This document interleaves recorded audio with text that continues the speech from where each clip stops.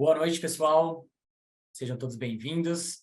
Sou o Felipe e hoje eu vou conduzir o evento aqui com vocês. Já vi que tem bastante gente conectada aqui conosco, então já obrigado aqui pela presença de todos. Deixa eu ver se está habilitado.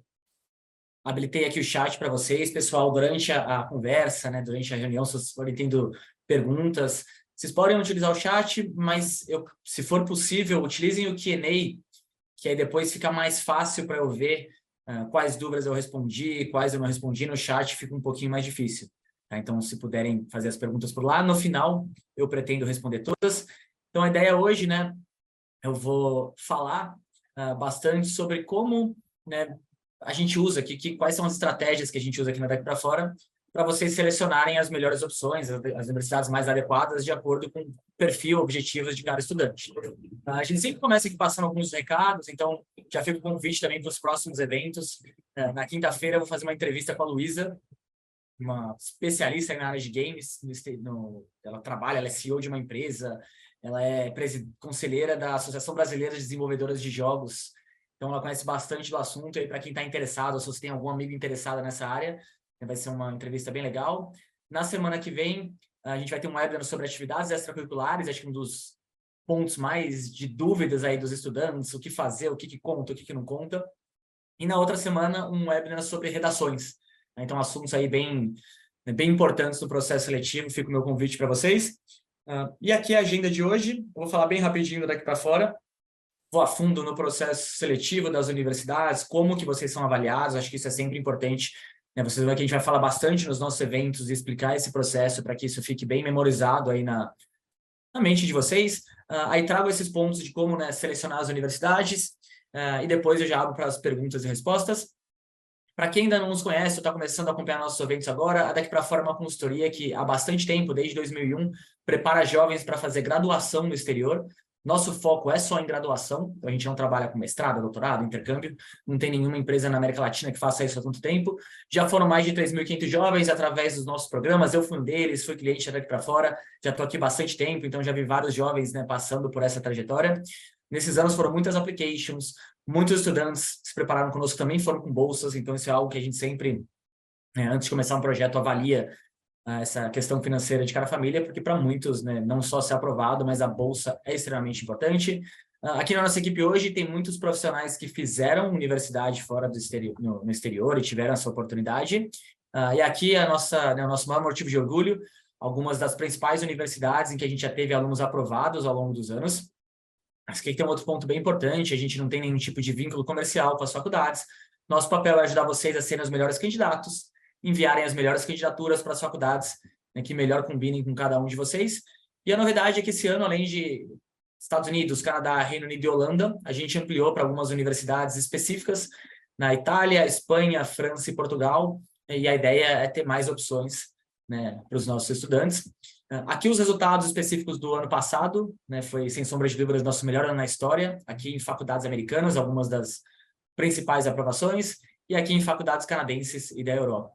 E sempre quando eu mostro esses slides, eu estou conversando com alguns alunos que têm, né, o sonho de estudar fora, entra aquela dúvida, será que eu tenho chance? Será que dentro do que, né, do que eu tenho em mente em relação a curso, em relação à área de interesse, será que minhas chances seriam boas ou não?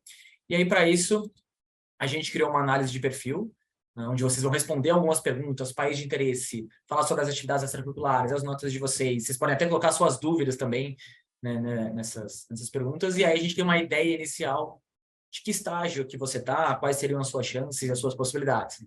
Então já fica o meu convite aqui, para quem ainda não fez, né, fazer essa análise de perfil, que é um excelente primeiro passo. Ela é gratuita, tá? Não tem nenhum custo, e é uma boa, né, pontapé inicial aí para quem quer estudar fora. Mas vamos lá. Então, como eu falei, eu vou começar falando um pouquinho do processo seletivo e eu vou tentar resumir, pessoal, trazendo todos os pontos que são avaliados nos diferentes países.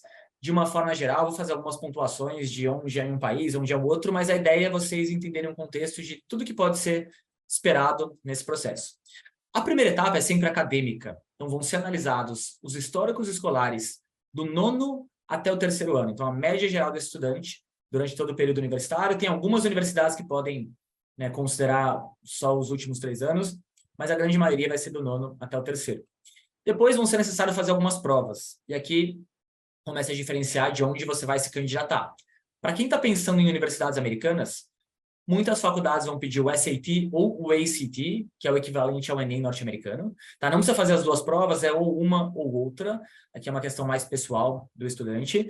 Para os outros países, poucas universidades vão considerar. Eu sei que tem algumas na Itália que, se você fizer o SAT, pode ser considerado, mas não é tão, né, exigido ou necessário quanto é nos Estados Unidos.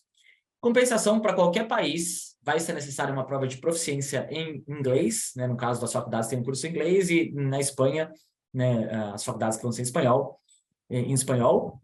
Aqui hoje, sim, muitas provas são aceitas, isso sempre gera uma grande dúvida. Quais provas são aceitas pelas faculdades?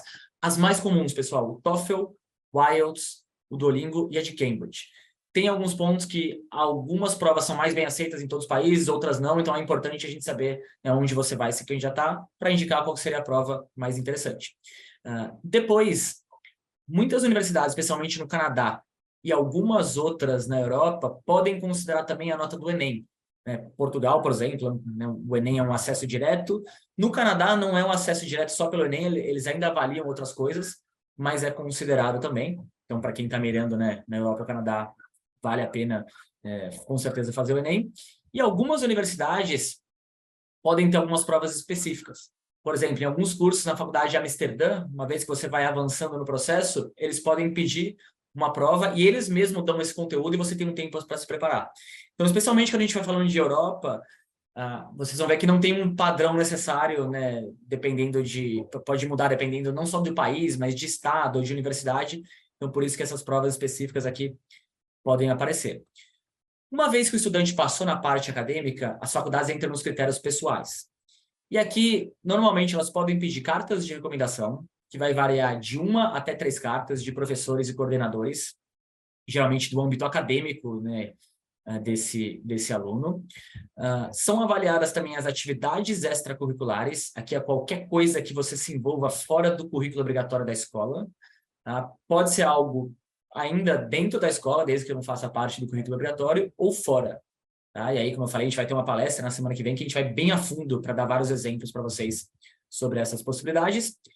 E, por último, as universidades vão pedir uma redação, ou algumas redações, dependendo, né, do país. Geralmente, americanas vão pedir mais redações, de outros países, uma redação ou um personal statement, onde eles vão querer saber mais sobre você. Né? Os temas são: fale de algum problema que você teve, como você resolveu, defina sucesso. Então, são redações bem pessoais. Em algumas faculdades na Europa, eles descrevem essa parte como um CV, né, onde você fala um pouquinho sobre você mesmo, mas de uma forma mais estruturada. Tá? Então, assim, de uma forma geral, esses são os pontos que, né, nessa parte acadêmica ou pessoal, que podem ser pedidos ou considerados. Como eu falei, né, não são todos os países que vão pedir tudo isso, tem alguns que vão focar mais na parte acadêmica, outros tanto na parte acadêmica quanto na pessoal. Então, dependendo de onde você for se candidatar, né, algumas coisas não vão ser consideradas. E a gente coloca como extras aqui algumas universidades, não são muitas, e aqui mais nos Estados Unidos, vai ter uma outra na Europa, mais ou menos, que vão fazer entrevista. Quando tem entrevista é por vídeo, e é para ter certeza que, né, você, de fato, é tudo que você descreveu nas redações, o que os professores falaram nas cartas. E, por último, para quem está pensando em cursos artísticos, especialmente cinema, atuação, música, arquitetura, tem muita universidade que vai pedir um portfólio ou uma audição. E aí tem algumas faculdades que são bem direcionadas para a artística, que essa parte é a principal. Então, se você está mirando nessa área, né, ou tem um interesse, fica ligado que provavelmente vai ser necessário um portfólio. Então, como eu falei, uma explicação geral, depois, né, para quem tiver dúvidas mais específicas sobre cada país, aí é legal, né, entrar em contato mais individualmente. Mas vamos lá, então, dentro de todo esse contexto, como que a gente faz aqui, né, daqui para fora, para selecionar as faculdades para os nossos alunos? E aqui eu vou trazer um resumo de tudo que a gente viu aí nesses 20 anos, quais são os critérios que a gente usa e qual que é a ordem que a gente avalia. Então, sempre o primeiro ponto que a gente vai considerar são critérios objetivos. E quais são esses critérios objetivos? Né? Notas e quanto custa a universidade. E por que eu sempre falo isso, pessoal, que é importante vocês começarem aqui? Porque, normalmente, qual que é a tendência da maior parte dos alunos? Primeiro, pesquisarem os critérios subjetivos. Se eu gosto, né, onde que fica a faculdade, se eu gosto ou não, o curso, o ranking, e aí você pode acabar se encantando com um monte de universidade que de repente você não tem as notas necessárias. Então, começa sempre, né, essa pesquisa afunilando a partir dos critérios objetivos que estão dentro do seu controle. E aí são eles, né? As notas escolares, as notas de prova, as provas de proficiência que você tem que fazer. No caso dos artistas, né, que vai para os cursos artísticos, os portfólios, as audições. Tem alguns sites, depois eu vou passar para vocês, que vocês conseguem ter algumas estimativas de mais ou menos que tipo de nota os alunos aprovados têm naquela universidade. Tem universidades que é fácil de você encontrar isso no site, tem outras que nem tanto, que não fornecem essas informações. Mas sempre tem essa primeira, né, essa primeira ideia para entender se você está na nota de corte, se você está acima, se você está abaixo, se você está pelo menos próximo do que eles pedem. Uma vez que a gente, né, avaliou isso, a gente vai entender quanto custa essa universidade. E aí, sempre a gente fala aqui de valores, a gente vai considerar anualidade, né, de aulas, moradia e alimentação. E aí, né, se você é aluno e ainda não conversou com seu pai sobre isso, muito importante ter uma conversa transparente. E se você é pai, também, né, na hora que for falar com seu filho, entender e ser muito transparente com ele de até onde é possível chegar. Porque uma vez que você tem esse teto bem pré-estabelecido, você sabe, e sabe o custo da universidade, se a faculdade está acima, você já sabe que não adianta simplesmente passar. Você precisa de bolsa. Se está dentro do contexto, ótimo, né? Se está dentro do orçamento. Se não está, aí a gente vai ter que ver se aquela universidade tem bolsa, quais tipos de bolsa que ela tem, e se você se enquadra, né, dentro desse contexto. Depois eu vou dar algumas dicas também de como fazer esses tipos de pesquisa. Os 3 tipos de bolsas mais comuns que os nossos alunos conseguem são ou por mérito acadêmico, ou por necessidade financeira, ou por mérito artístico. Tá? Aí aqui um ponto que a gente consegue ajudar, e acho que aí é uma vantagem desses anos que a gente tem, como a gente tem uma base de dados bem grande de alunos, né, brasileiros, a gente tem uma base muito grande de bolsa de estudos, então eu consigo usar essa referência, né, comparando um aluno que tem um perfil parecido com você, né, teve o mesmo interesse de área, para ver se ele teve esse tipo de bolsa ou não no ano anterior, e aí todo ano isso vai ficando cada vez mais preciso. Uma vez que a gente usou esses critérios mais objetivos, aí que a gente vai, e a gente já começou, né, a ter um pool de universidades que fazem sentido do ponto de vista acadêmico e financeiro, aí que a gente vai começar a entrar, né, tá, dentro dessas universidades que estão agora nessa lista, vamos ver quais, de fato, mais combinam com o estudante. E aí que a gente vai começar a ver, né, cursos e áreas de interesse. Vocês vão encontrar muitas universidades que às vezes são boas no ranking geral, mas não são tão boas em uma área específica. Outras, né, que não são tão boas no ranking geral, mas são muito boas numa determinada área. A gente vai entender também o que essa universidade oferece, né? O que vai além do acadêmico. Quais são as oportunidades de clubes, organizações estudantis da universidade? Qual que é a empregabilidade, sabe, que você tem depois? Como saem os alunos de lá depois de formados? Então, é entender o que você vai ter dentro do contexto da universidade. E aí a gente vai considerar também as suas preferências pessoais, né? Então, por exemplo, você pode estudar Business in Berkeley, que fica lá na Califórnia e tem 45 mil alunos. Poxa, a faculdade é excelente. Ou você pode estudar em Babson, que também é muito boa na área de business, uma das melhores de empreendedorismo dos Estados Unidos, e tem 2 mil alunos e fica em Massachusetts. Academicamente, as duas são muito boas, mas são 2 experiências de vida completamente diferentes. Aí tem universidades que são, né, numa cidade, que você vai viver muito mais a cidade do que o campus. Tem outras que é aquela que a gente vê em filme, tipo, vida de filme mesmo, o campus universitário, os jogos de futebol americano. Então, é interessante a gente entender o que faz sentido para você, né? E aí, uma coisa que a gente sempre vai usar também, e para a gente pesa muito, são as referências que os nossos alunos passam, porque às vezes tem universidades que não é a top do ranking, mas todo aluno nosso que foi lá adorou, teve uma experiência ótima, né, saiu bem preparado para o mercado de trabalho. Então, a gente usa essa experiência tanto dos nossos estudantes, quanto, né, nossa, aí ao longo desses anos, para fazer esse validador de todos esses checks que a gente fez antes. E aqui tem um resumo aí desse filtro.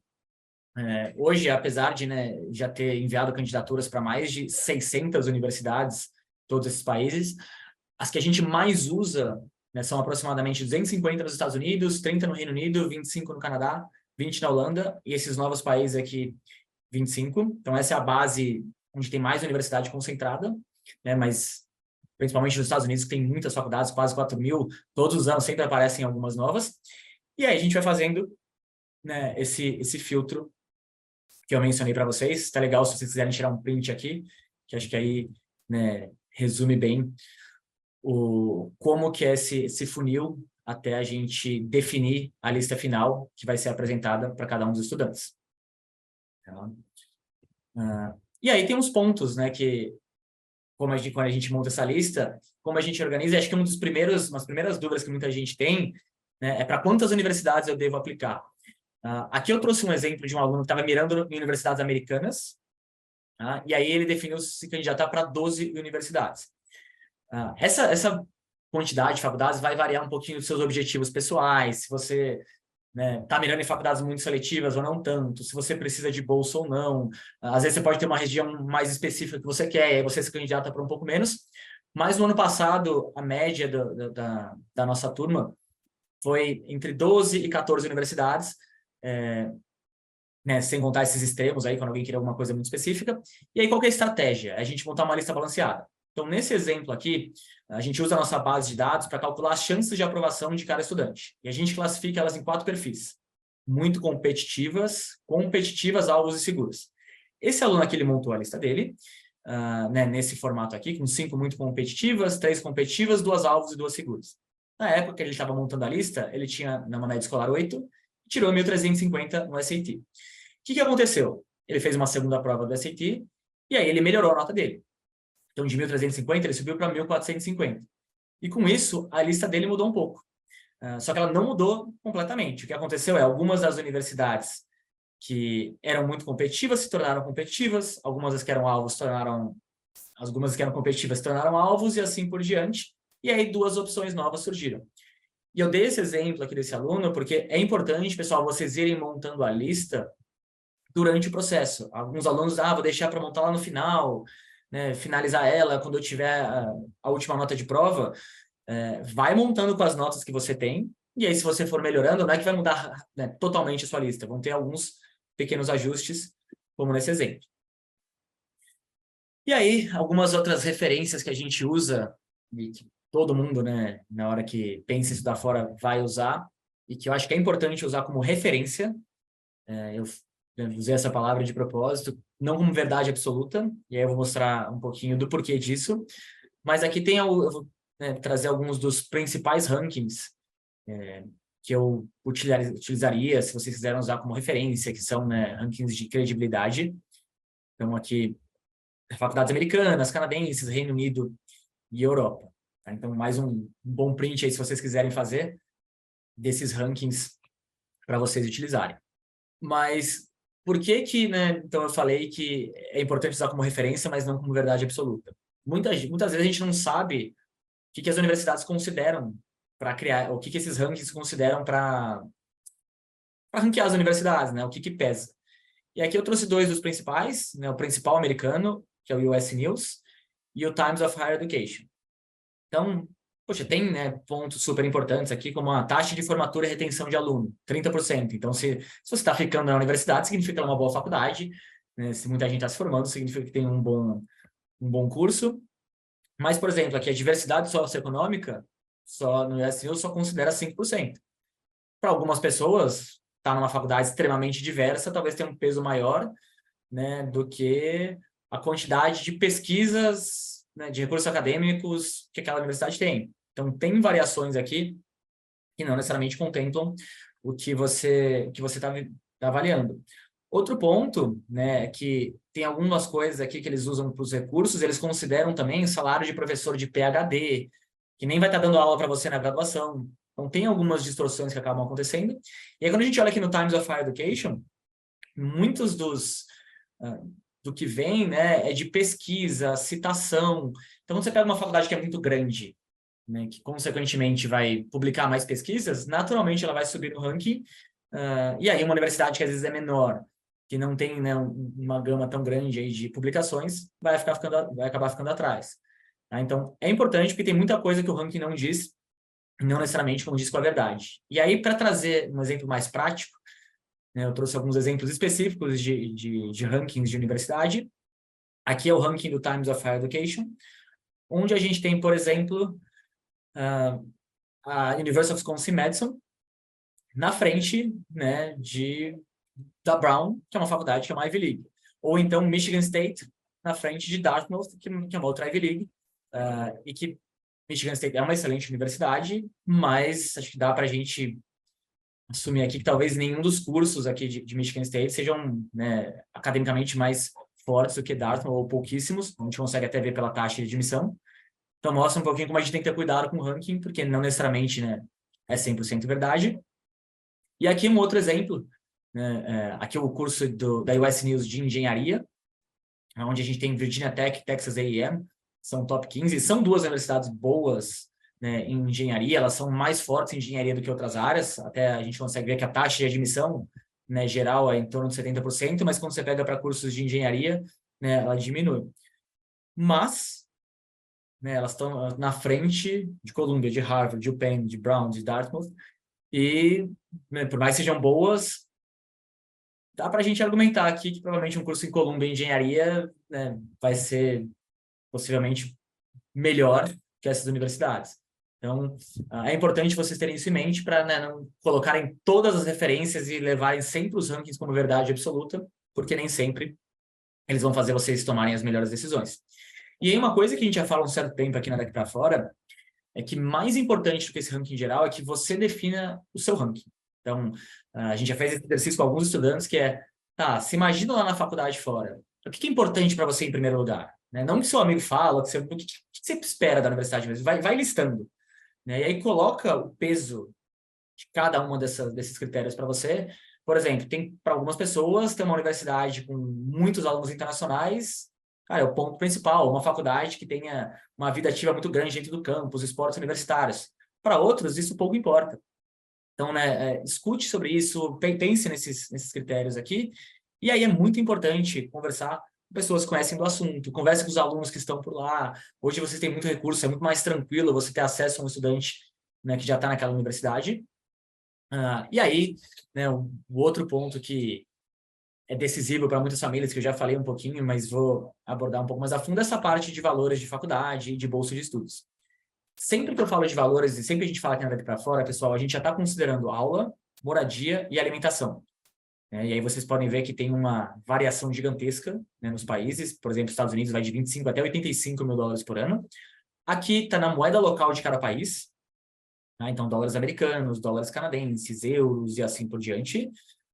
Para quem tem cidadania europeia, né, aqui a gente colocou na Holanda, vocês têm nas faculdades públicas um custo-benefício mais interessante, e em alguns outros locais da Europa também.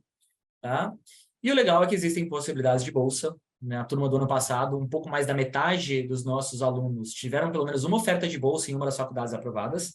A gente pegou todos esses alunos que tiveram bolsa e a média foram bolsas de 20 mil dólares, né, de redução do custo da faculdade. Esse gráfico aqui é bem legal, porque aí eu peguei todo mundo que teve bolsa e quanto cada um recebeu em dólares no ano. Então, é muito comum nessas minhas palestras, muita gente me perguntar sobre possibilidade de bolsa integral, se é possível. É possível, mas é claro que elas são as mais difíceis, as mais seletivas, né, de se conseguir. A grande maioria das bolsas são parciais, né, que tem alguns exemplos das universidades.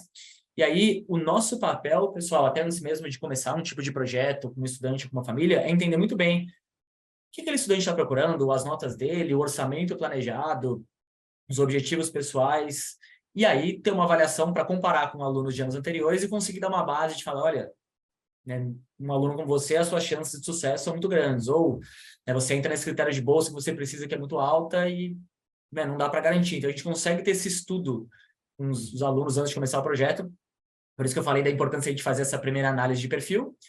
E aqui tem os 4 tipos de bolsas principais. Existem as bolsas por mérito acadêmico, que elas são baseadas ou nas notas escolares do estudante, ou nas notas de prova que você vai fazer. Tem faculdades que combinam ambas, prova mais mérito, nota de prova mais nota escolar. Tem as bolsas por necessidade financeira, que são concedidas nas faculdades mais famosas, que muitas que a gente conhece aqui, essas que são muito que todo aluno que passa, né, já tem um mérito acadêmico muito alto, então eles avaliam a capacidade financeira de cada estudante, de cada família, né? Tem as bolsas artísticas, que são para alunos que vão fazer um curso artístico. Então, se você é muito bom em música e você quer uma bolsa artística, você tem que estar indo aplicar para um curso de música. E aqui eles vão te avaliar através da sua audição ou do seu portfólio, dependendo do curso que você for aplicar. E tem as bolsas esportivas. Hoje a gente não atua mais na Daqui para Fora, a gente trabalhou, né, em anos passados. E aqui é mediante o seu nível técnico. Se tiver algum aluno algum atleta aqui interessado, a gente consegue também indicar empresas especializadas nessa parte. Tá? E aí, qual que é o caminho que a gente usa aqui na Daqui para Fora para avaliar, né, e para definir na hora dessa parte de bolsa? Então, primeiro ponto, está acima do orçamento? A gente tem que ver se aquela faculdade tem bolsa ou não. Tem algumas faculdades, pessoal, que não tem bolsa. E aí, eu falo isso de uma forma enfática, porque às vezes eu já vi alunos, não, mas eu vou tentar lá no final, vai que tem um... Se a faculdade falou que não tem bolsa para aluno internacional, né, e está acima do orçamento, não tem muito o que fazer. Se ela tem bolsa, o que a gente faz é olhar nos nossos dados históricos de anos anteriores para avaliar quanto de bolsa aquela universidade já deu. Tem faculdades que têm bolsas mais generosas, tem faculdades que têm bolsas menores. Então, por isso que é sempre importante ter essa ideia de teto e qual que é a disponibilidade de bolsa, para ver se aquela bolsa que a gente, né, que aquela faculdade oferece, que a gente já teve alunos em anos anteriores que conseguiram, é o suficiente para trazer para os patamares que a família pode investir. E aí a gente vai avaliar quais são os pré-requisitos para ver se você, como estudante, cumpre esses pré-requisitos. Então, esse é o caminho aqui para definir e chegar numa lista que seja condizente também com a realidade financeira de cada família. Aqui tem uma arte aqui que, né, dá um exemplo de como a gente usa essa base de dados em nosso favor. Então, por exemplo, aqui na Boston University, nos últimos 5 anos, eu tive 93 alunos que se candidataram para essa universidade. Então, um estudante esse ano que quer se candidatar para ela, eu vou pegar a média escolar dos 93 alunos que se candidataram para ela, quanto cada um tirou no SAT, quais foram as notas na prova de proficiência, para ter a referência, né, das chances de aprovação desse aluno. E aqui a gente tem também quanto cada aluno conseguiu de bolsa. E aí, eu sabendo até onde essa família pode chegar, eu já consigo, né, ter uma ideia das chances realistas de ficar dentro do orçamento ou não. Tá? E aqui tem os principais cases aí desses últimos anos. Aqui foram alunos que tiveram bolsas por mérito acadêmico. E aqui, alunos que tiveram bolsas por necessidade financeira. Então, como vocês podem ver aqui, essas universidades mais conhecidas, vamos dizer assim, mais renomadas, né, em um termo geral, que são essas que têm essas bolsas por necessidade. E aí, algumas dicas aqui legais para vocês também, de o que vocês podem pesquisar quando vocês quiserem se aprofundar nessa pesquisa sobre as universidades. Então, e alguns termos aqui, né, que são muito utilizados e que vão facilitar um pouquinho a sua vida. Então, sempre for perguntar, né, for entender quais cursos a faculdade oferece, quero saber se a Harvard oferece o curso que eu quero me candidatar. Procura Harvard Undergraduate Programs. Você já vai, né, ser levado direto para essa página. Quando você quiser saber, né, sobre os critérios de admissão, esses são os termos mais comuns e sempre muito importante olhar se você está na página de alunos internacionais ou de alunos locais. Tem muitas universidades que vão ter essa distinção e eu já vi vários alunos, às vezes, né, levantarem informações e aí acharem que estão com a informação precisa, mas estavam, né, pesquisando na página errada. Se você quer saber mais sobre a vida na universidade, né, Campus Life, Housing, Dining, você encontra bastante coisa. Dá para você saber também tudo que a universidade oferece, então todos os clubes, organizações estudantis. Tem universidade, né, no exterior que tem mais de 1000 organizações. Então, literalmente, dá para você saber, né, tudo que você pode se envolver na universidade. Quando for pesquisar sobre bolsa, né, scholarship opportunities, e sempre colocar também aqui international students. Mais uma vez importante, porque aqui também é comum ter páginas que às vezes são para os estudantes locais e outras para os estudantes internacionais. E quando, né, os alunos querem ter uma ideia também de que tipo de oportunidade de emprego você tem na universidade, procurem aqui os trabalhos no campus, né, com esses termos aqui. Então, né, algumas dessas dicas. E aí, algumas partes finais aqui, de outras dicas importantes. Eu mencionei um pouco antes, né, sobre essa questão de quantidade de universidades. Vai variar, né, dependendo dos objetivos de aluno. Como eu falei lá atrás, para quem está pensando em faculdades muito competitivas, né, quer mirar alto, o normal é você arriscar mais, porque naturalmente as faculdades mais competitivas, as chances são menores, então você amplia um pouco essas chances. Vai variar também dependendo do país que você quer. Tem alguns alunos que vão mirar em um país só, tem alguns alunos que vão mirar em mais de um. Por exemplo, na Europa, muitas vezes, né, para encontrar os cursos em inglês, não são todas as faculdades que vão oferecer, e aí pode ser que seja uma lista um pouquinho mais limitada. Aqui acho que é o fundamental, pessoal. Montem uma lista equilibrada. Sabe? Eu entendo que todo mundo, e acho que todo mundo tem que se candidatar sim para as universidades né, que estão ao seu alcance e ser ambicioso aqui, mas é importante ter uma lista equilibrada, não adianta montar uma lista só com faculdades, né, ultra competitivas, ou com todas as faculdades que estão acima da sua média geral de notas. Então, mantenha um equilíbrio, porque o que a gente viu ao longo desses anos é legal você chegar no final, ter algumas opções para você avaliar também, 3, 4 para você visitar e conseguir comparar. Não deixe isso para a última hora. Acho que a pior coisa é você chegar lá no segundo semestre do ano de candidatura, né, sem ter tido muito tempo de pesquisa, sem saber muito sobre as faculdades. Então, o ideal que a gente gosta é ter a lista finalizada ou já muito bem encaminhada. Por exemplo, quem vai se candidatar, né, esse ano, você se candidata entre novembro e fevereiro, dependendo da faculdade. O ideal é entre agosto e setembro a gente estar com essa lista, se não pronta, muito, muito bem encaminhada. Tá? Então, para quem está no ano de candidatura agora, né, já está na hora de fazer essa pesquisa. Seja aberto às possibilidades, sabe? A gente aqui hoje tem muita informação, mas muitas vezes alguns, né, alunos olham um nome porque ouviu falar, ouviu dizer que é legal, aquelas que são muito famosas, tal, e perdem opções bem legais por, às vezes, preconceito. Então, sabe, abre a cabeça, tem muita universidade boa, as faculdades lá têm muitos recursos, então tem muito além do que a gente já conhece, que tem opções bem legais, e também vão na fonte certa de informação, porque tem muita informação na internet que não necessariamente, né, é verdadeira. Aqui eu já tinha trazido anteriormente, mas de novo mais alguns links, né, alguns dos links das páginas aí de referências que vocês podem utilizar. E uma coisa bem legal é que muita universidade, pessoal, você consegue fazer um tour virtual, tipo, como se você estivesse lá. Então aqui tem alguns sites legais também para vocês fazerem esses tours virtuais, tá? E aí eu queria, pessoal, abrir aqui para as perguntas. Eu vi que já estão chegando algumas.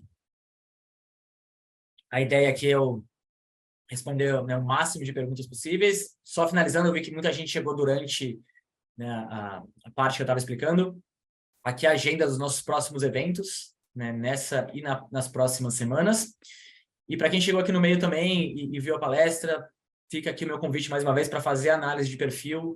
É um primeiro caminho, uma primeira ideia aí que a gente vai ter da chance de cada um de vocês. Tá? E eu vou começar aqui nas dúvidas. Pessoal, tem algumas pessoas escrevendo no chat. Eu vou sempre primeiro aqui pelo Q&A, que depois fica mais fácil para eu me organizar e ver quais eu respondi ou não. Então, quem, né, comentou alguma coisa, falou no chat, se puder depois subir aqui para o Q&A, isso me ajuda aqui. Então, vamos lá. A Andrea Rausch perguntou, fazendo o curso IB, necessita também fazer o SAT? Estudando fora em inglês o IB, necessita fazer o teste de proficiência? André, depende, tem algumas universidades que o SAT é obrigatório, mas tem algumas universidades que ele é opcional. E aí, se você fez o IB e não foi bem no SAT, é um caminho que a gente, né, pode avaliar se não faz sentido mandar para aquela faculdade. Mas, de uma forma geral, o que a gente vê é, se você vai bem no SAT, sempre vai fortalecer a sua candidatura. Então, a gente recomenda que você faça, e se você não for bem, você não precisa. Com relação ao teste de proficiência, algumas universidades, dependendo das matérias que você fez no IB e da nota que você teve, você pode ser né, isenta de fazer. Mas, também pela nossa experiência, vai ser muito difícil que todas as faculdades da sua lista te isentem de fazer o teste de proficiência. Então, acho que o ideal é você fazer, e aí, se não precisar, né, você não envia. O Lucas Lana perguntou na quinta-feira, ele falou que ele não vai poder assistir o webinar, ele tem muito interesse em assistir. Você pode sim, Lucas. Deixa eu até... Vou colocar aqui para todo mundo. A nossa página de eventos... Eu vou colocar o link. Se vocês entrarem nela e vocês descerem aqui, vou colocar no chat, tá? Se vocês descerem nessa página, lá embaixo vão ter todos os eventos já realizados. Então, as palestras, entrevistas. Então, geralmente, depois de uma semana, a gente já sobe no site. Tá? Então, para quem não puder acompanhar algum, né, com certeza vocês conseguem assistir depois.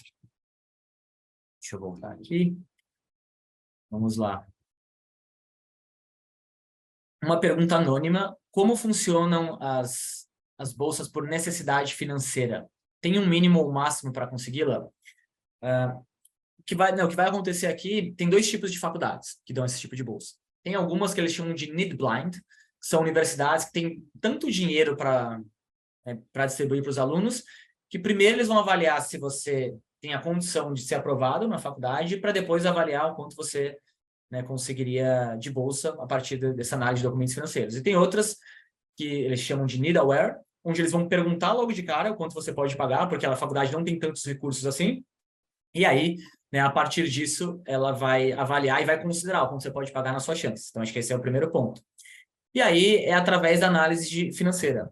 Então, eles vão realmente avaliar, né, especialmente imposto de renda. O ponto principal é a renda familiar, mas o patrimônio entra aqui também. E aí tem até algumas calculadoras, né, de sites de algumas universidades que vocês podem usar. Aqui a gente tem uma ferramenta que a gente usa para estimar, né, o quanto de bolsa aquela família conseguiria se for aprovado. Uma outra pergunta anônima. Pode conseguir mais um tipo de bolsa em uma universidade? Por exemplo, de esportes e mérito? Pode. A gente tem alguns alunos, né, tivemos no passado com bolsa por mérito esportivo e mérito acadêmico, ou necessidade financeira e mérito acadêmico, então pode sim. O Heitor, ele perguntou aqui, como é a questão de visto para acesso ao mercado de trabalho para brasileiros que cursam universidade nos Estados Unidos? Heitor, depois que você conclui o período de universidade, você vai ter um período para você trabalhar, que eles chamam de OPT nos Estados Unidos, que ele pode variar de 1 a 3 anos, dependendo da sua área de interesse. E aí, dentro desse período, né, do OPT, que é uma extensão, né, do visto estudantil, mas que te permite trabalhar, você tem que encontrar uma empresa que patrocine, né, você, para você se candidatar para o visto de trabalho. E aí, o que acontece, né, em faculdades americanas é que, ou nos Estados Unidos, normalmente tem mais aplicantes do que vagas para o visto de trabalho. Então, você, né, entra num sorteio, né, do pessoal que se candidatou versus as vagas. Então, esse é o caminho até você conseguir o visto, mas essa extensão, depois de formado, de 1 a 3 anos, ela é automática. Ana Clara perguntou quanto tempo o TOEFL demora para vencer? 2 anos, Ana Clara, é a validade do TOEFL. Uma pergunta anônima, esse programa é apenas para quem está finalizando o ensino médio? Não, a gente tem, né, diversos alunos que já se formaram e que, do ensino médio, que estão no que a gente chama de gap year, que é um ano depois de formado, ou até alguns que já começaram a universidade e querem se transferir. Tá? Então, também pode ser utilizado. A Nath perguntou, quando são os meses, né, de candidatura para as faculdades? Nath, geralmente, na maioria delas, entre novembro, né, do ano que você está concluindo o ensino médio, ou que você vai se candidatar, e fevereiro do ano seguinte, tá? A grande maioria delas. Mas, como eu falei, a gente trabalha com vários países, várias universidades, tem algumas que têm prazos, né, mais abertos, que eles chamam de rolling admission, eles vão recebendo até não ter mais vagas, tem algumas que têm prazos mais flexíveis, né, mas de uma forma geral, né, entre novembro e fevereiro do ano seguinte. Não é tanto uma pergunta, é uma curiosidade, quantas pessoas, né, que é daqui para fora conseguiu admissão para Harvard? Assim, toda história agora eu não lembro, nos últimos 3 anos, nós tivemos 5 alunos aprovados. Tá? Mas na história toda eu precisava revisitar que eu não lembro de cabeça mesmo. A Nicole perguntou se as faculdades americanas aceitam o certificado de proficiência de Cambridge. Algumas aceitam, Nicole, mas não são todas. Então, quem fez o Cambridge e quer aplicar nos Estados Unidos, a gente recomenda fazer o TOEFL ou alguma outra, o Duolingo, porque tem algumas que não aceitam. Uma pergunta anônima a respeito das listas individuais. Vocês podem nos ajudar, né, em alguns aspectos em particular ou apenas nas lives? A gente tem sim, né? Vou até colocar aqui os nossos contatos para quem quiser entender mais como funcionam os nossos programas. A gente tem programas específicos onde a gente ajuda os estudantes e trabalha com os alunos de forma individual. E aí, nessa lista de universidades, cada aluno tem um estrategista que vai orientar, né, com a seleção de faculdades, prazos, pré-requisitos, essa parte de bolsa. Então, a gente tem um programa individualizado bem completo para quem quiser entender mais, né, como ele funciona. Né, fica aqui o meu convite, fiquem à vontade para entrar em contato conosco. A gente pode, né, marcar uma reunião e explicar isso aqui para vocês. Em Portugal, a entrada por Enem é direta? Sim, muitas universidades você vai ter, né, a entrada direta a partir da sua nota do Enem. Outra pergunta anônima. Para universidades europeias, é necessário o conhecimento da língua nativa do país?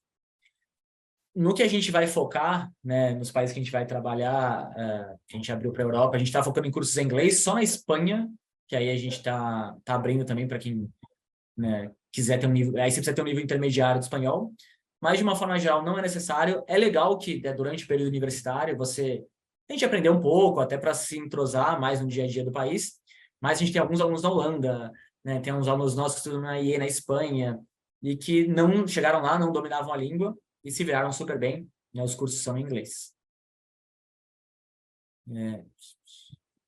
Pulou uma pergunta que eu tinha visto, só um segundinho. Quais são os principais cursos que o programa oferece? A gente tem dois, né, programas principais, que é o programa de preparação. Deixa eu ver se eu tenho aqui uma slide, pessoal, que aí fica melhor para explicar para vocês. Segundo. Bom, a gente tem o programa de preparação, que são para, né, estudantes que estão... aqui, ó. A partir do 9º ano do... Deixa eu compartilhar de novo. Do ensino médio e ao longo do 1º e 2º ano do ensino fundamental. E o foco desse programa é orientar vocês, especialmente na parte extracurricular, preparação para as provas, passar as metas de notas que vocês precisam para as faculdades que vocês querem. Nesse programa, cada um dos alunos tem, né, um mentor ou uma mentora que vai acompanhando esse jovem. E a gente tem também um curso preparatório para o SAT ou para o ACT. Quando você está no 3º ano do ensino médio, para quem já está na faculdade, né, e vai se candidatar, a gente chama de programa de candidatura, onde cada jovem trabalha com uma equipe e a gente vai ajudar na seleção de faculdades, de acordo com o perfil, necessidade de bolsa, notas, segue a preparação para as provas. Cada aluno tem um orientador de redações, uma orientadora de application. A gente faz todo esse trabalho de envio das candidaturas e depois acompanha o recebimento dos resultados, definir para quais faculdades cada estudante, dentre as que você passou, qual faz mais sentido, cuida de matrícula, moradia, né, e todo o suporte até o estudante ingressar na universidade. Aqui, inclusive, tem, né, um exemplo de uma aluna nossa, a Bruna. Ela está hoje estudando em Colômbia, ela começou a se preparar conosco no 1º ano. A Tassiana foi a mentora dela na fase de preparação, nessa orientação extracurricular. A Karine é a nossa professora, que tem né, que é a nossa parceira, que prepara os nossos alunos para o SAT, tem um curso preparatório. No ano de candidatura, o Rafa foi o estrategista que ajudou ela a selecionar as faculdades. A Thalita, orientadora de application, que cuidou de documentação. E o Jamal é um dos nossos orientadores de redação. Ele tem uma história bem legal, ele é americano, ele trabalhava numa faculdade, a WashU, que está entre as 20 melhores, ele era o admission officer da faculdade. Então, ele lia as redações e tomava a decisão de quem ia ser aprovado. Então, aqui um exemplo, assim, de... Né, algumas pessoas perguntaram de como que é o nosso trabalho individualizado. Para as faculdades mais seletivas, se eu tiver um SAT bom, mas não muito bom, porém um GPA muito bom, eles se compensam? Depende aqui, né? Eu diria que, assim, para mais universidades, o GPA é um primeiro critério. Então, como tem algumas faculdades seletivas que ainda tornam o SAT, que tem o SAT como opcional, se você tiver um GPA muito bom e a faculdade tem o SAT como opcional, e sua nota está muito abaixo do que, né, o SAT, do que eles pedem no SAT, você pode só apresentar o seu GPA, ainda tem uma possibilidade. Tá? Então, em algumas faculdades, sim. Quando a universidade é obrigatório pedir o SAT, aí é importante, né, ter um bom SAT. É possível ganhar uma bolsa esportiva com esportes menos populares? Aí você precisa entrar no site da NCAA, né, até escrevo vou escrever aqui para você, no chat, NCAA, e aí você procura se o esporte faz parte da Liga Esportiva Universitária. Né? São esses esportes que estão que fazem parte da liga e que concedem as bolsas. Eu tenho interesse em entrar na Universidade de Toronto. Como funciona para conseguir as bolsas dela? Toronto é uma universidade que tem bolsas por mérito acadêmico, e aqui eles vão avaliar principalmente as notas escolares de ensino médio e as notas do Enem que você envia para a faculdade. Eles têm várias bolsas que só de você se candidatar, você é considerada, e aí essas bolsas são parciais, e eles têm algumas bolsas integrais todos os anos. Essas, para você se candidatar, a sua coordenadora ou o coordenador da sua escola tem que te indicar, e cada escola só pode indicar um estudante. Tá? E aí, obviamente, é uma bolsa mais seletiva. Todas as universidades espanholas, todas as universidades da Espanha precisam falar espanhol? Não. Tá? Tem muitas universidades, ou não muitas, mas tem algumas universidades que têm, sim, cursos em inglês. Uma bem legal, né, é a IE University, ela tem um campus em Madrid e outro em Segóvia. A Paula perguntou se a gente vai, né, abrir, daqui para fora vai abrir bolsas esse ano para o nosso programa. Sim, Paula, né, nos próximos meses, acho que entre abril e maio, a gente já vai começar a falar sobre os programas. A gente vai abrir, todos os anos a gente abre alguns programas para a nossa consultoria. Então, é só ficar ligado aqui no nosso Instagram, nas nossas redes sociais, que a gente vai divulgar. O Heitor perguntou por que não apareceu o MIT no ranking das engenharias. Porque lá, Heitor, a gente estava justamente usando o exemplo, né, das universidades que estavam à frente de outras que possivelmente eram melhores. O MIT, né, dispensa comentários, ele é muito forte, né, na área de engenharia. Então, foi só para trazer o exemplo do ponto que eu estava explicando. A Leda Beatriz e o José Geraldo perguntaram se é recomendado ou mais vantajoso para a candidatura que o aluno faça o high school aqui no Brasil, peça validação de créditos e tenha um duplo diploma. Leda e José, é assim, tem muitas escolas, né, tem muitos programas que oferecem, muitas escolas que têm o programa de high school, e é claro que as universidades, elas gostam de alunos que se desafiam academicamente. Então, se você tem, né, a oportunidade de fazer na sua escola, você fez, é um currículo extra que é, assim, considerado, você melhora seu nível de inglês, né? Então, tem vários pontos que isso pode te ajudar. Mas não é um fator decisivo. Então, a gente já teve alunos que não fizeram um programa de high school, que foram muito bem em notas de ensino médio, foram muito bem nas provas, que ainda assim podem ter, né, bons resultados. Então, ajuda, mas é possível ter bons resultados sem também. E realmente é verdade, tem alguns programas de high school que você pode conseguir validar alguns créditos lá na universidade e fazer algumas matérias. Como funcionam as visitas na universidade? Qual que é a média de custo? Bom, vou compartilhar aqui de novo, talvez tenha chegado depois, mas aí eu deixa eu compartilhar o slide que tem só um segundinho, tem os valores das universidades. As visitas, pessoal, tem dois tipos de visitas que a gente recomenda. Uma, quando você ainda é mais jovem, de repente ainda nunca foi para não conhece muito sobre as faculdades, é legal você visitar para ter uma referência, sabe? Então, vai para um local que tem vários estilos de faculdades diferentes, e aí você visita uma faculdade muito grande, uma faculdade menor, uma faculdade numa cidade mais universitária, uma faculdade, né, numa cidade maior, que é mais urbana. Para você, quando você começar a pesquisar mais aprofundadamente, você tem uma visão geral. Nas visitas, você pode, né, dependendo da época do ano, você consegue marcar, e aí tem uma pessoa lá, tem um campus tour que te recebe, que te apresenta tudo bonitinho. E tem uma segunda visita, que essa eu acho que é ainda mais importante, que é quando você já tem as respostas de admissão, tem as possibilidades, e aí você define, né, você tem que estar em dúvida entre duas ou três ou mais faculdades, você visita para tomar essa decisão final. Essa, né, para todos que podem fazer, eu acho que ela é fundamental. O José perguntou, depois de fazer a avaliação de perfil aqui pelo nosso site, quanto tempo até vocês receberem uma devolutiva? Geralmente, José, no máximo até 2 dias.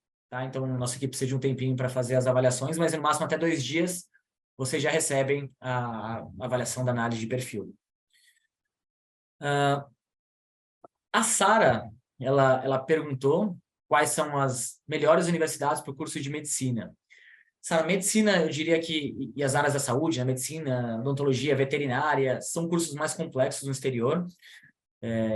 Aí é legal até você depois entrar em contato individualmente. Por exemplo, nos Estados Unidos e no Canadá são cursos de pós-graduação. Então, é um pouquinho mais complexo aqui. Não, em termos de admissão para alunos internacionais, ela é um curso mais difícil mesmo. Pergunta anônima. Tem alguma universidade nos Estados Unidos que tem mais taxa de aceitação para brasileiros e alunos internacionais do que outras?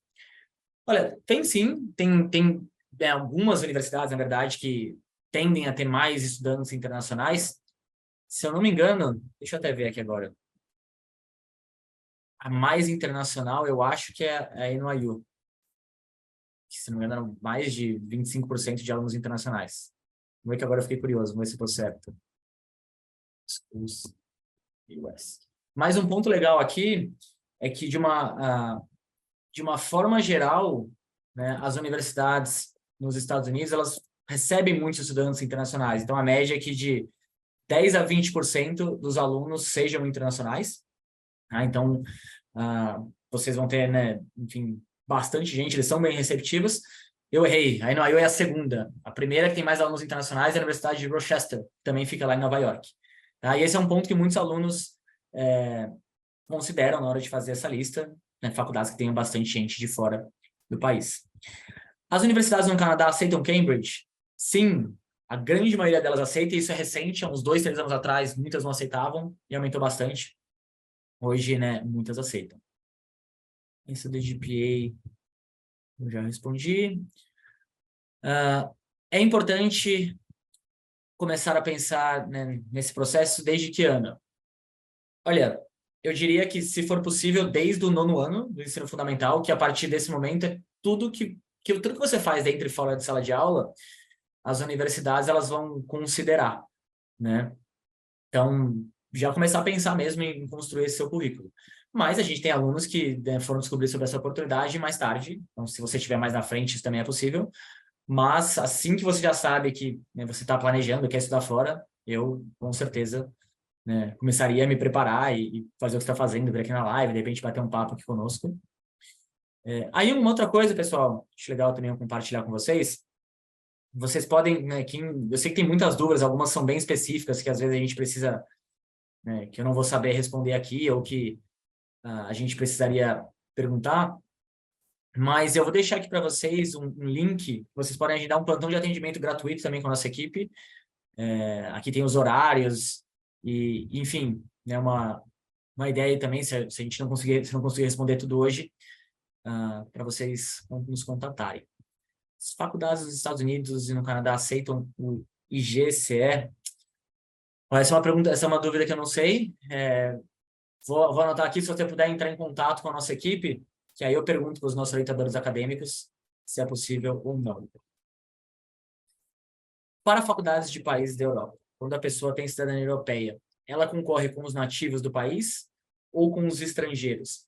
Porque depende das universidades. Algumas eles vão ter, né, vagas específicas para quem é da comunidade europeia, e às vezes pode ter mais vagas até, ou não, ou podem ser gerais. Então, depende muito de cada universidade. Algumas divulgam isso, outras não.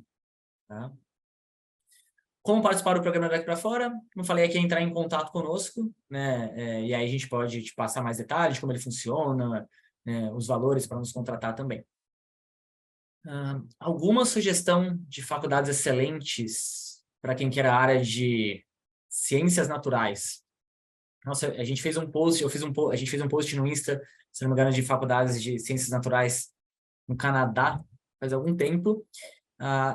Né, para você ter uma primeira referência, procurei nos rankings. Agora eu não vou lembrar de cabeça, né? São muitas áreas, então não lembro realmente de cabeça quais seriam as principais. Mas se você for procurar, por exemplo, eu não sei se você quer de universidades gerais, né, de qualquer país ou de algum país específico, mas dá uma primeira procurada nos rankings para você, né, e você pode procurar Natural Science, que você vai encontrar, e ter uma primeira referência inicial. Qual a melhor faculdade para o curso de Engenharia da Computação? Algumas boas, MIT, Caltech, Virginia Tech, Stanford tem um curso muito bom. Então, né, alguns exemplos. A Mariana Galo perguntou se os números são em dólar. Acho que foi do slide sobre os custos, né? Os números são na moeda local de cada país, Mariana. Então, nas faculdades americanas estão em dólares, nos Estados Unidos, dólares americanos, no Canadá, dólares canadenses, euros, libras e assim por diante. Tem orientação para estudar no Japão? Por enquanto, ainda não. Né? Ainda não focamos no Japão. Mas, quem sabe, mais para frente, né? Como a gente falou, a gente ampliou para vários países. Quem sabe, mais para frente. Não trabalhamos também com as universidades japonesas, mas ainda não. O Enzo perguntou qual seria uma média, uma nota ideal, né, no boletim para conseguir as universidades mais seletivas. Enzo, essas mais seletivas, elas vão muito a fundo nas suas notas, e eles avaliam além da sua média geral. O que eles vão avaliar também é como você está dentro do seu contexto, na sua história, na sua classe, né? E aí, nessas faculdades mais seletivas, normalmente eles tendem a admitir alunos que estão no top 5%, ou pelo menos no top 10% da turma que você se formou. E aí eu vou dar um exemplo. A gente teve um aluno de alguns anos atrás, o Ginter, que passou na faculdade top 20 dos Estados Unidos, com uma bolsa bem relevante. Ele tinha uma média 8,3 na escola dele. Ele estudava numa escola, ele é de uma cidadezinha pequena, Encruzilhada do Sul, estudava numa escola super difícil de tirar nota, mas com 8,3 dele, ele era o melhor aluno da escola. Então, mesmo assim, mesmo com 8,3, ele tinha, né, uma média, um contexto excelente. Então, é muito mais no seu contexto, tá? E aí, assim, naturalmente, né, alunos que tendem a estar no top 10, top 5%, eu diria que nessas mais seletivas estão com médias próximas a 9, né, dependendo aí da escola. Estudando em uma escola britânica desde os 3 anos, é necessário fazer o TOEFL? Para muitas universidades, você vai ser isento, né? Eu isento de fazer o TOEFL, mas a gente já teve alunos no passado que, mesmo estudando, né, numa escola internacional, alguma universidade, né, pediu. Então, vale a pena, às vezes, você fazer só para não correr esse risco, e vai ser mais tranquilo. Tá? Uma pergunta aqui, se a gente dá consultoria para MBA do Heitor. Heitor, a gente foca só realmente, né, em graduação, tá? Então, não focamos em MBA. Por acaso, a arqueria está incluída na NCAA para ganhar bolsa esportiva? Olha, quase certeza que não, né? Como eu falei, faz um tempinho aí que eu estou mais fora dessa parte, né, de esportes, então não, só se alguma coisa mudou, mas imagino até então que não tenha. Tá? Algumas boas universidades para marketing. Alguns bons cursos, a UPenn, a University of Michigan, Indiana University, que é muito boa na área de business, de marketing também. Né? Quais são as melhores faculdades para o curso de cinema e audiovisual? Cinema, algumas boas, USC, UCLA, faculdade tem, né, UBC, né, Vancouver está se tornando um polo legal para cinema. Vamos lá. Qual a melhor faculdade para major em neuroscience? Neuroscience, agora eu não vou lembrar de cabeça, tá? Então, mais um ponto. Pessoal, acho que todas essas bem específicas, assim, de curso, qual que é, né, a melhor universidade, é legal, assim, é relativamente simples de encontrar né, essas informações. Então, fica mais fácil, porque eu realmente não vou lembrar todos os cursos aí de cabeça, são muitos cursos diferentes. Uma pergunta anônima: em escolas mais difíceis, uma nota de 8,5 é boa para passar em universidades no Canadá ou nos Estados Unidos? Olha, eu diria que sim.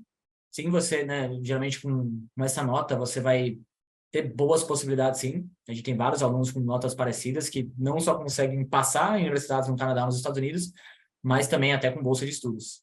Tá? O Rafael perguntou: se você fizer o ensino médio mesclado, aí eu imagino que fazer um período, né, no Brasil e fazer um intercâmbio nos Estados Unidos ou no exterior, se isso ajuda a ser aprovado na universidade.